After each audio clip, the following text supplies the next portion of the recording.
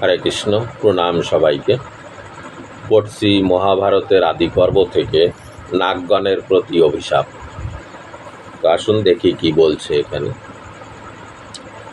20 অধ্যায়, নাগগণের প্রতি অভিশাপ। উগ্রশ্রবা কহিলেন, হে ঋষিবর, সমুদ্র অমৃত মন্থন সময়ে শ্রীমান অতুল তেজা উচ্চৈশ্রবা নামক যে অশ্বরাজ জলনিধি হইতে সম্মুখিত হয়, তাহার সমস্ত বিবরণ বিশেষ রূপে বর্ণিত হইল। কদ্রু সেই অশ্বরাজকে অবলোকন করিয়া স্বীয় সপত্নী বিনতাকে কহিলেন, সেই উচ্চশ্রবা অশ্ব যখন যাচ্ছিল, বিনতা আর কদ্রু এক জায়গায় বসেছিল, তখন কদ্রু সেই অশ্বকে দেখে বিনতাকে বলছেন, বিনতে, বলো দেখি উচ্চৈশ্রবা অশ্বের কিরূপ বর্ণ। এক বোন আরেক বোনকে বলছে যে এই অশ্বের রং কি বলো। বিনতা কহিলেন, উচ্চৈশ্রবা শুক্ল বর্ণ। বললেন শুক্ল বর্ণ। তোমার কি বোধ হয়, আইসো এ বিষয়ে দুইজনে পান করি। তখন বিনতা বলছে যে অশ্বের শুক্ল বর্ণ। তো এবার বলছে, তোমার কি মনে হয় বলো। তা এসো এই বিষয়ে দুইজনে একটা প্রতিজ্ঞা করি। কি? কদ্রু কহিলেন, হে মধুরহাসিনী, আমি বোধ করি এই অশ্বের পুচ্ছ কৃষ্ণবর্ণ। বলছে, আমার মনে হয় এই ঘোড়ার লেজ কৃষ্ণবর্ণের। আইসো এই বিষয়ে পান করা যাও। যাহার অনুমান মিথ্যা হইবে সে দাসী হইয়া থাকিবে। তখন বললেন যে হেরে যাবে সে অন্যের, তুমি যদি হেরে যাও তুমি আমার দাসী হবে, আর আমি যদি হেরে যাই আমি তোমার দাসী হব। তাহারা এইরূপে পরস্পর দাস্যবৃত্তি অবলম্বনে প্রতিজ্ঞারূঢ় হইয়া করল এই অশ্বকে দেখিব। বলল, কালকে গিয়ে এই অশ্বকে দেখব, আজকে তো আর সময় নেই, কালকে যাব। এই বলিয়া স্ব আবাসে প্রত্যাগমন করিল। দুইজন দুইজনের ঘরে চলে গেলেন। কদ্রু নিজে নিকেতনে আগমন করিয়া কৌটিল্য করিবার মানসে স্বীয় সহস্র পুত্রের প্রতি আজ্ঞা করিলেন। তখন কদ্রু কি করলেন, যে ওকে আমাকে হারাতেই হবে। নারীর মন কেমন, এই জগতে যা কিছু সব নারীর উপরেই নির্ভর করে। তার বহু প্রমাণ আছে, তার ভিতরে একটা এখানে। এদের মন মানসিকতা যদি ভালো হতো তাহলে এই ধরাতলেই স্বর্গ বিরাজ করত। কিন্তু এদের শুধু মন মানসিকতা ভালো না হওয়ার কারণে এইগুলো জন্মায়, সেটার প্রমাণ এটাই। তখন ঘরে গিয়ে ভাবছে যে বিনতাকে হারাতেই হবে। নিজেরই বোন, অন্যের হলে তো কথা ছিল, তো নিজের বোনকেই নিজে সহ্য করতে প্রতি এত হিংসা, আর যা সে তো লড়াই লাগবেই, স্বাভাবিক ব্যাপার। তো কি করলেন, স্বীয় সমস্ত পুত্রদের ডাকলেন। তার যে সহস্র পুত্র কদ্রুর সাপ, তাদেরকে ডাকলেন। ডেকে বললেন, তোমাদিগকে কৃষ্ণরূপ ধারণ পূর্বক উচ্চশ্রবা অশ্বের পুচ্ছদেশে লম্বমান হইয়া তৎপুচ্ছের কৃষ্ণত্ব সম্পাদন করিতে হইবে।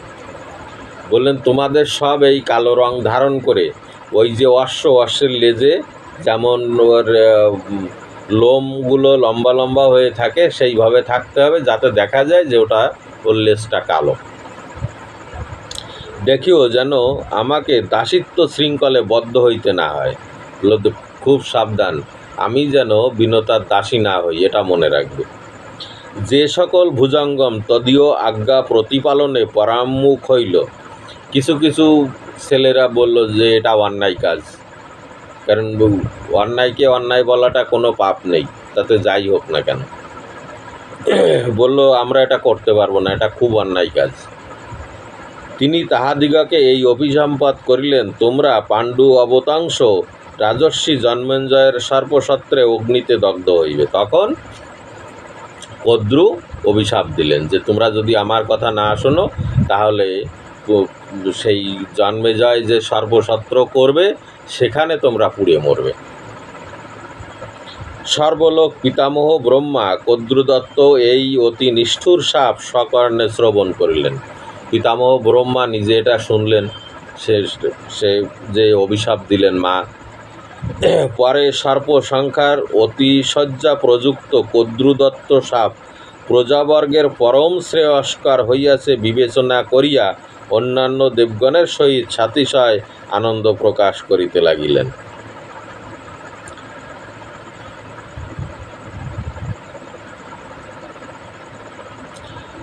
দেবতারা আনন্দ করতে লাগলেন, সেই সাথে ব্রহ্মাও,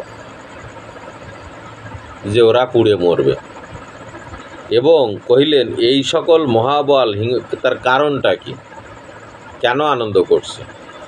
এই সকল মহাবল হিংস্র সর্পগণের বিষ অতিশয় তীব্র ও বীর্যশালী। এদের যে বিষ এত তীব্র ভয়ানক অবস্থা, সেই তীব্র বিষে প্রজাগণের সর্বদাই অনিষ্ট ঘটনা হইয়া থাকে। মানুষের খুবই অনিষ্ট হবে তাতে। অতএব কদ্রু ইহদিগকে এই সাপ দিয়া উত্তম কর্ম করেছে। সে সাপ দিয়ে একদিকে বড় উপকার করেছে। যদি এরা বিনষ্ট না হয় তাহলে মানুষের বেঁচে থাকা দায় হয়ে পড়বে। তাহারা যেমন সর্বদা প্রজাগণের অহিতাচরণ করে, তেমনি দৈব তাহাদিগের উপর প্রাণান্তিক দণ্ডপাত করিয়াছেন। দৈবের ঘটনায় এটা একদিকে ভালোই হয়েছে।